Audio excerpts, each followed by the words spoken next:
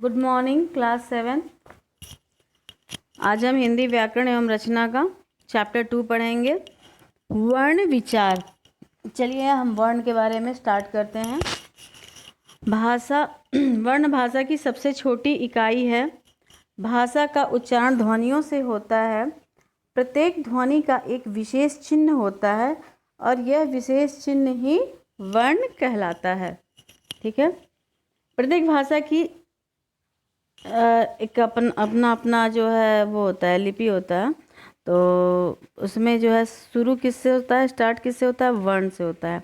वर्ण यानी कि कोई एक अक्षर स्वर के साथ ना हो, बिल्कुल सिंगल में सिंगल अकेला हो। अगर आप किसी जैसे वर्ण ही है, व ले लीजिए उसका, और ड़ और र, इन तीनों को अलग कर दीजिए। तो व को आप और अगर तोड़ना चाहेंगे तो क्या टूटेगा? नहीं टूटेगा, वह अलग नहीं होगा। तो इसीलिए कहा गया वर्ण भाषा की सबसे छोटी इकाई है। भाषा का उच्चारण ध्वनियों से होता है। प्रत्येक ध्वनि का एक विशेष चिन्ह होता है और ये विशेष चिन्ह ही वर्ण कहलाता है। हम जो भी आपसे बोल रहे हैं वह सब वर्णों को मिलाकर, शब्दों को मिलाकर वाक्य बना है। वाक्य मिलाकर आपका एक पूरा अभ्यास बनाया गया है। तो जो भी मेरा बोली है, ध्वनि है, मेरे मुख से जो ध्वनि निकल रही है, उसका जो है वह आपका वर्ण हो गया। वर्ण भाषा से उच्चारित और लिखित दोनों रूपों में प्रतीक है। वर्ण भाषा की लघुतम इकाई है। वर्ण जो होती है वो सबसे छोटी इकाई है। वर्ण को अक्षर भी बोलते हैं हम, जैसे क वर्ण क अक्षर, र वर्ण र अक्षर। ठीक है। मनुष्य के मुख से अनेक प्रकार की ध्वनियाँ निकलती हैं। हम लोग बोल रहे हैं, जैसे अभी हम आपसे बोल रहे हैं तो मेरे मुख से बहुत सारी ध्वनि निकल रही है, बहुत सारी आवाज़ निकल रही है ना। हाँ, परंतु ये समस्त ध्वनियाँ वर्ण नहीं हो सकती। हम जो सार्थक बोलेंगे ना, वही ध्वनि कहलाएगी। जैसे कुछ ही ध्वनियों को स्वीकृत करके उनके चिन्ह निश्चित किए गए हैं, वह उन्हें वर्ण का रूप प्रदान किया गया है। जैसे मनुष्य जो बोलता है, तब ये नहीं कि हम कुछ भी बोलें तो वो वर्ण होगा, नहीं। जो हम एग्जैक्ट बोलेंगे, जो हम सही बोलेंगे, जो हम व्यवस्थित बोलेंगे, जो हम सार्थक बोलेंगे, वही वर्ण कहलाएगा। जो अनवर्ण की बोली वर्ण में नहीं जाती है, मनुष्यों की बोली ही वर्ण में जाती है। वर्ण ध्वनि के वे स्रोत हैं जिनके और खंड नहीं किए जा सकते। एग्जाम्पल के लिए आप हवा बोले, ह वाह, ठीक है। ह को अलग कर दिया, ह प्लस अ प्लस व प्लस आ, ठीक है। इसमें व्यंजन पे सब पे हलंत लगा। ह को आप अ से अलग कर दिए, अब ह अकेला रह गया। क्या अब ह को आप अकेला कर पाएंगे? उससे भी ज़्यादा तोड़ पाएंगे तो कुछ नहीं रह जाएगा, उल्टा सी या सीधा सी रह जाएगा, अंग्रेजी का अल्फ़ाबेट का। ठीक है। वर्ण मुख से बोली जाने वाली ध्वनियों की प्रतिनिधि है, क्योंकि इनके माध्यम से लिखित रूप में हम उन्हें भावों का बोध होता है। हमें उन्हीं भावों का बोध होता है जो मौखिक भाषा में बोलने से होता है। वर्ण के टुकड़े नहीं किए जा सकते। वर्ण एक वर्ण मुख से बोली जाने वाली ध्वनियों की प्रतिनिधि है। जो भी बोलते हैं वह उसकी प्रमुख है, और इन्हीं प्रमुख को जब हम व्यवस्थित ढंग से लिखते हैं तब जाकर के हम अपने भावों का उद्गार कर पाते हैं, अपने विचारों को बोल पाते हैं। शब्दों का निर्माण वर्ण से होता है, जैसे आम, तो आ प्लस म प्लस अ, म के नीचे हलंत, क्या हुआ? आम। अलग अलग किए तो 3 वर्ण हो गया, और जब मिला दिए तो एक शब्द बना, क्या बना? आम। यही वर्णों की सहायता से भी आम बनाया जाता है। यहाँ वर्णों की सहायता से, ऐसे आम, केला, राम, नाम, कई सारे आप शब्द ले सकते हो। जब शब्द कब बनेगा? जब वर्ण व्यवस्थित ढंग से लिखा जाएगा। वर्णमाला। हिंदी भाषा के लेखन के लिए जो चिन्ह प्रयुक्त होते हैं उन्हें समूह को वर्णमाला कहते हैं। हिंदी वर्णमाला में कुल 48 वर्ण होते हैं। वर्णों के समूह को वर्णमाला कहते हैं। जो सारे वर्ण को व्यवस्थित ढंग से हम लोग लिखते हैं ना, उसे वर्णमाला कहते हैं। वर्णों के 2 भेद होते हैं, स्वर वर्ण और व्यंजन वर्ण। स्वर वर्ण का उच्चारण करते समय स्वर वर्ण का उच्चारण करते समय वायु मुख से बिना किसी अवरोध के बाहर, बिना किसी रोक के बाहर आ जाती है, उन्हें स्वर वर्ण कहते हैं। ये स्वतंत्र होते हैं। हिंदी स्वर वर्ण 11 होते हैं। जब हम स्वर वर्ण का उच्चारण करते हैं तो जो भी बोलते हैं वह डायरेक्टली मुंह से निकलती है, बिना रोक टोक के। ठीक है, सीधे के सीधे निकलती है, उसे कोई रोक नहीं पाता। इनकी संख्या 11 होती है। अ, आ, ई, उ, री, ए, ऐ, ओ, औ। स्वर के भेद, स्वर के 3 भेद होते हैं: ह्रस्व स्वर, दीर्घ स्वर, प्लुत स्वर। ह्रस्व स्वर जिन स्वरों का उच्चारण करते समय सबसे कम समय लगता है, उन्हें हम ह्रस्व स्वर कहते हैं। जैसे अ, ई, उ, री, ये 4 होते हैं। दीर्घ स्वर जिन स्वरों का उच्चारण करते समय ह्रस्व स्वरों से दुगना समय लगता है, उन्हें हम दीर्घ स्वर कहते हैं। जैसे बड़ा, बड़ी, बड़ाऊ, ए, ऐ, ओ, औ, ये 7 होते हैं। प्लुत स्वर जिन स्वरों के उच्चारण करते समय ह्रस्व स्वर से भी तिगुना समय लगता है। एक में 1 गुना, दूसरे में 2 गुना और तीसरे में 3 गुना समय लगा, उन्हें हम प्लुत स्वर कहते हैं। ठीक है, इनमें तिगुना समय लगता है। जैसे कि ओम। और हिंदी में उन प्लुत स्वर का ना के बराबर यूज होता है, उपयोग होता है। इसका उपयोग संस्कृत में होता है ज़्यादा से ज़्यादा। व्यंजन जिन वर्णों का उच्चारण करते समय हवा रुकावट द्वारा घर्षण के साथ मुख से बाहर निकलती है, अर्थात चेहरे, मुंह को, जीभ को, मुख के अंदर के भागों को रगड़ते हुए निकलती है, उन्हें व्यंजन कहते हैं। व्यंजनों का उच्चारण स्वतंत्र रूप से नहीं किया जा सकता है। इनका उच्चारण स्वरों की सहायता से ही होता है।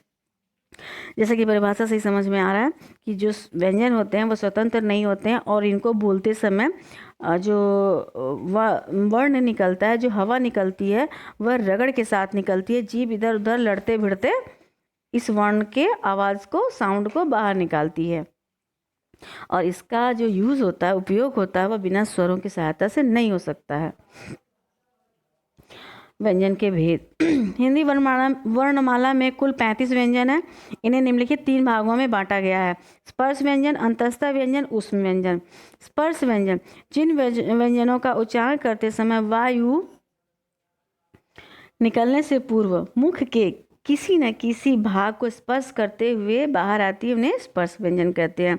जैसे हम क से लेकर म तक के भाग को जो है बोलेंगे, तो जब हमारे बोलेंगे इस वर्ण को ना, इन वर्णों को, तो जीभ जो होगी वो इधर उधर हल्का फुल्का छूते हुए हमारे मुख के अंगों को निकलेगी। जैसे क, ख, ग, घ, अंग, च, छ, ज, ज, इया। ठीक है, हल्का फुल्का सब जगह छुएगी। क से लेकर म तक के 27 व्यंजन स्पर्श व्यंजन होते हैं, जो निम्नलिखित इस प्रकार हैं। अच्छा, क वर्ण कंठ से होता है, च वर्ण तालू से होता है, जो जीभ के नीचे का भाग होता है, कंठ जो टॉन्सिल के पास का भाग होता है, ट वर्ण मूर्धा जो ऊपर टक टक लगता है, कसके बोलते समय जीभ हमारे ऊपर लड़ती है, त वर्ण जो दांत के नीचे से होता है, और प वर्ण जो ओठ से होता है। ड और ढ भी स्पर्श व्यंजन है। इनका उच्चारण स्थान मूर्धा होता है। ड डमरू वाला ढ और पढ़ने वाला ढ़। ठीक है, इनका जो भी उच्चारण होगा वह मूर्धा से होता है, यानी कि ऊपर विभाग से होता है। बोल के देखिएगा। ख अंतस्थ व्यंजन 4 व्यंजनों का उच्चारण स्वरों तथा व्यंजनों के मध्य का होता है। इस कारण इन्हें अंतस्थ व्यंजन कहते हैं। य, र, ल, व। ठीक है, ये स्वर और व्यंजन इन दोनों के बीच का भाग होते हैं। इनको बोलते समय हमारे मुख में जो है वह वायु घूमती ही रहती है, इनकी आवाज़ अंदर ही अंदर गूंजती रहती है और भारी होती है। ऊष्म जिन वर्णों का उच्चारण करते समय वायु मुख से टकराकर ऊष्मा अर्थात गर्मी पैदा करती है, उन्हें हम ऊष्म व्यंजन कहते हैं। जैसे श, श, स, ह, तलाबे स, मूर्धन स, दंती स और ह। इनको बोलते समय हमारे मुख में गरम गरम हवा निकलती है हमारे मुख से। मात्राएं अ से लेकर अ तक की मात्राएं होती हैं। आ का खड़ी पाई, ई का आगे लगता है, बड़ी ई का पीछे लगता है, ऊ बड़ा ऊ का नीचे जाता है, री का भी नीचे आता है व्यंजन के, ए का और ए का और ओ का और ओ का ऊपर जाता है, ठीक है। जबकि ओ और ओ का ऊपर और व्यंजन के बगल में भी जाता है, पीछे को जाता है। व्यंजन के नीचे हलंत चिन्ह लगा होता है, जैसे क। जब अ का मेल व्यंजन के साथ होता है तो हलंत को हटा दिया जाता है, लेकिन जब क जोड़ अ कर देंगे तो क के नीचे हम लोग हलंत लगाएंगे ही लगाएंगे। अब आइए अनुनासिक, ठीक है। जब किसी वर्ण का उच्चारण करते समय हवा मुख और नासिका में से निकलती है तो उस वर्ण के ऊपर चंद्र बिंदु लगा दिया जाता है। इस प्रकार के वर्ण को अनुनासिक कहते हैं, जैसे आंख, पूंछ, मूछ, जीभ आदि। आंख, मुंह, पूंछ, जीभ आदि, ठीक है। नेक्स्ट है अनुस्वार। अनुनासिक में चंद्र बिंदु को अनुनासिक बोलते हैं, जो वर्ण के ऊपर लगती है। अनुस्वार में भी ऊपर ही लगती है, बस बिंदु लगती है, उसमें चांद बन करके लगता है और उसमें सिर्फ बिंदु लगती है, ठीक है। इसको उच्चारण करते समय हवा नाक से निकलती है, जैसे गंगा, अंग, अंत, हंस। विसर्ग, इसका उच्चारण ह के जैसा होता है, जैसे प्रातः, ठीक है। इसका प्रयोग शब्द के अंत में ही होता है, जैसे अतः, प्रायः, पुनः, ठीक है। अनुस्वार, अनुनासिक और विसर्ग को अयोगवाह कहते हैं। अन्य ध्वनियाँ, अन्य ध्वनियों के अंदर भी कुछ हैं, जैसे हम लोग कॉपी लिखते हैं तो ऊपर चंद्र बिंदु जैसा देते हैं, डॉक्टर, ठीक है। ऐसे ही ज़मीन, तो ज के नीचे बिंदी होती है। फारसी, फ के नीचे बिंदी लगी होती है। अंग्रेजी, तो ग्रे के नीचे भी बिंदी लगी होती है। यह सब जो है विशेष चिन्ह है, ठीक है। नेक्स्ट है संयुक्त व्यंजन। संयुक्त व्यंजन 4 प्रकार के होते हैं। श और र मिल करके स्र बनती है,